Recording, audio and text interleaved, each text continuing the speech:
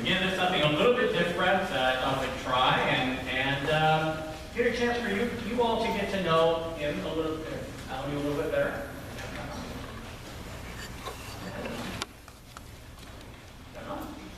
Then the problem's in the back. Okay, there you go. There.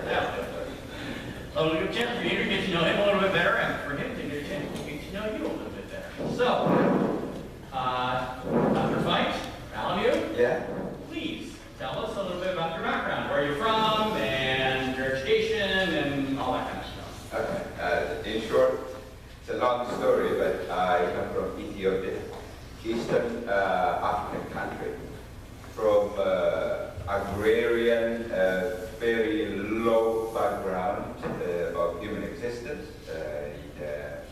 I studied up to my undergraduate as a chemistry graduate in Addis Ababa University. This is the capital. And then working for the Ethiopian Christian Institute. This is the African Research Institute. And I went to United Kingdom for my postgraduate. And then in 2005, I came to the United States, worked for Wayne State University for about 10 years now. So I am here. You were a chemist, right? I am a chemist originally.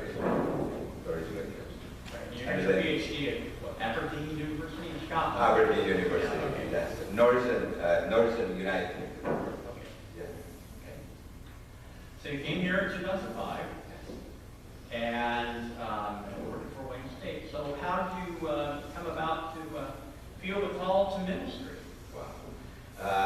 The call to the ministry always existed in my heart, and God used my qualifications, my experiences, all I have went through just for a training. And it's always in my heart. 8 years ago, we built a small church, continuously served all the time anyway. So this is in parallel.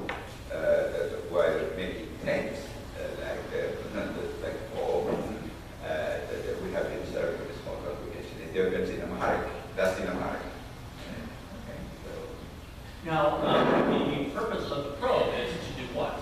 The purpose of the probe is to develop a new way, how ELCA has designed recently, that we have to reach out in a more effective and contextual way. So that came through Pastor Eccleston. Pastor Eccleston is my old friend for about, about 8 years now. So since then we've been talking all the way through. So this was the best way we thought. And we are going to begin to reach out on one-to-one conversation. Reach out for the Lord Jesus Christ. I read somewhere that there are about almost 30,000 people, Ethiopian Christians, in this area. Is that correct? Somewhere around there? Somewhere around there, but the people do not know the Lord, only few of them. Or otherwise they don't need it. Okay. So at least we have to reach out in some way or another. They know it but don't live it, but that's not unusual to any Yes, particular group of people. Yeah. Now, you are married, I'm married. We don't. which is good if you're married to your wife. And no children. Yeah, definitely. Now, your wife works for... She works for the Heartland, the rehab center. Yeah, on Lily Road. So. The Lily Road. Mm. Now, you're not ordained yet. You are Applying. You're applying. You're going through a non-traditional ordination process. You're getting your education through the Evangelical Lutheran Seminary in Detroit here. Yeah. Which is, I believe, the same thing that Ronnie went through. Is that correct? Ronnie Abdamasala? I'm asking you because you have a third. I have no idea. But he was a chemist too. Oh, yeah. Okay. Same.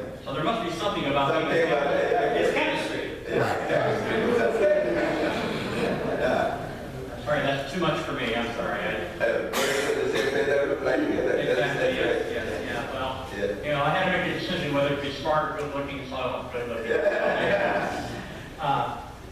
Okay. I'll tell you what, let's go ahead and have you guys ask some questions and see where we go here. So, anybody have any questions for him? I'm sure, I mean, this is just going on the beginning. Let's go ahead and start with Dave here. I'm just wondering, what are the most common religions in Ethiopia? And of the people that have come to this country, are they predominantly Lutheran? Oh, very good. Okay. The Ethiopian Lutheran Church is maybe the second populous in the world, I believe.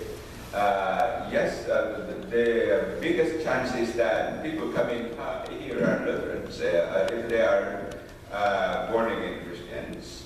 Otherwise, the majority of people coming from Ethiopia are Coptic, from the Coptic Orthodox Church. Because Coptic Orthodox Church is one of the traditional and the most populous religion in my country. Yes, you asked that what are the main religions? There is even the Muslim population in my country. Okay, thank you. Thank you. Dave and I are asking questions. Happy birthday, Dave.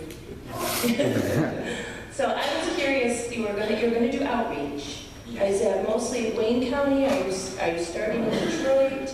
And how are you We're going to focus on Bellevue area. This is my neighborhood. I live in Bellevue area. So it might cover Canton, Wayne, or Ramlet, around Ramlet, the wasteland, all this type of, we'll try to assess. It's only a probe at this stage. So God leading us, we'll try to expand the territory. Right, the probe is designed, we're trying out for the first year to see how it goes, and then we'll expand from there. That's the idea. Okay. Other questions? Don't be shy. Oh, come on. There we go, please. When was the last time you visited Ethiopia? 2011. Yeah, I visited twice. This is 20 years outside my country. Once I visited in 2004. The last one I visited is 2011. Long time. Right, you still have family there. I have a family there. My brother and my sister, extended family. My village where I was born. Yeah, always look for it. And you all live around the Addis Ababa area, correct? No. Western Ethiopia, in the villages also. Yeah, but my brother lives in Addis Ababa. My sister lives also next to Addis Ababa. There's another city called Nazareth. You might know Nazareth. There we go.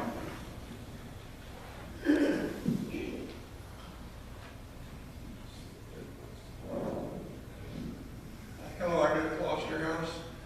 Question, because I have some interest in it. What is the source of the funding and such that you will have for this endeavor? And how long do you think it's going to be to take you to get to where your goal is? At the moment, there's no source of funding at this stage. I have only a belief that God will provide. If He guides and if I am faithful, perhaps God will provide. Definitely. I don't have any source. Well, to make it clear, there is a source of funding from the wider church. Yeah, there's a from the white church. We have got a small grant already, which is about 14,000. 14,000. About 14,000. 3,000 going to my training and stuff. Stipends, mileage, that kind of thing. Yeah. And our involvement at the moment is we're the conduit. We write the checks. We get the money from church-wide and then we write checks. Right. Right. Please.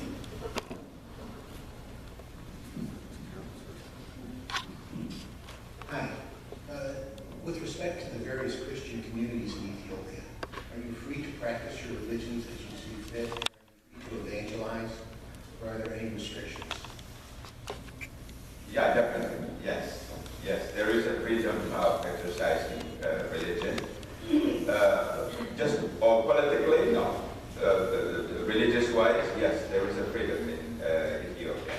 Politically, maybe there's some problems. Even now, the people at war. Right. As he said, the Lutheran community in Ethiopia Yes. is the second largest Lutheran community in the world. Yes. Yes. So, you know, Yes. you think is it Europe and then Ethiopia and then Tanzania? Yeah. Yeah. Other questions, please?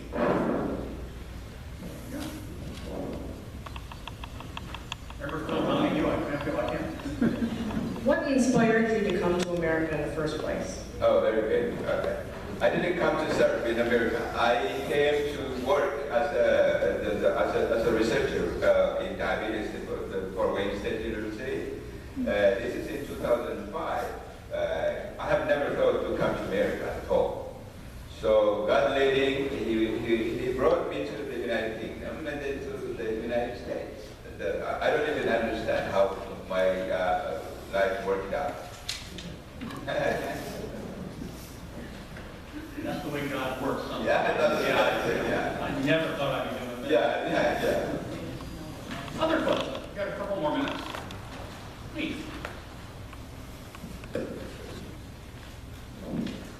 I'm wondering, is your outreach to Ethiopian that live in the United States, is that to meet a particular community need, or is it to gather the Lutheran community together, or?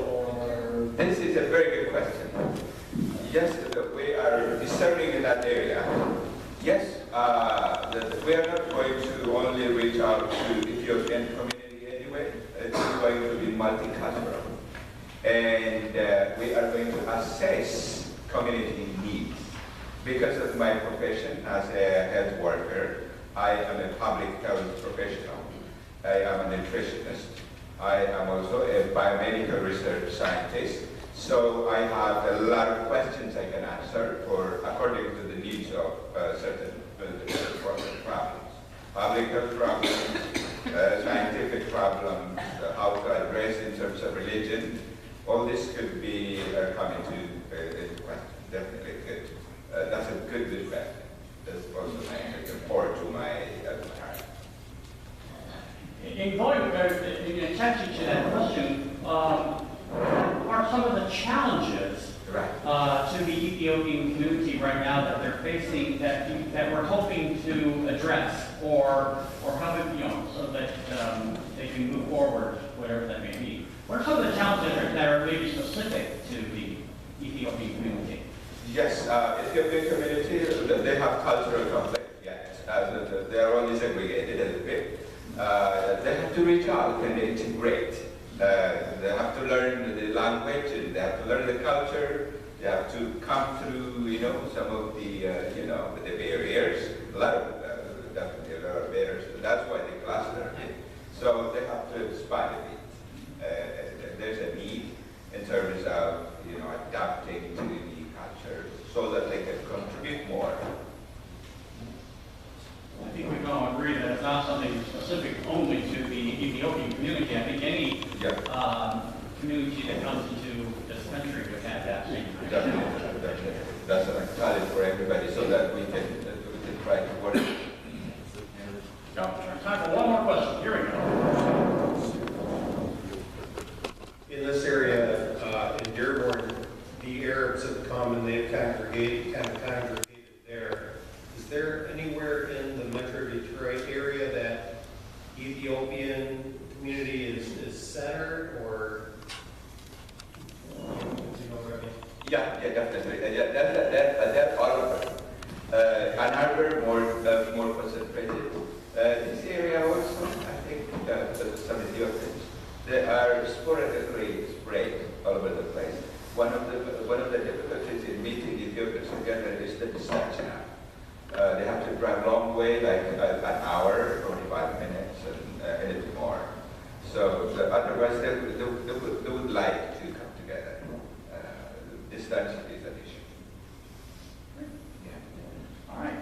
I think that we're going to end it now, and of course, I'm sure when there's not a microphone in their face, they're going to ask you many more questions. all take an opportunity to meet Dr. Fite downstairs and give him a good grilling when you're down there. That'd be great. But let's thank you for coming and talking to us.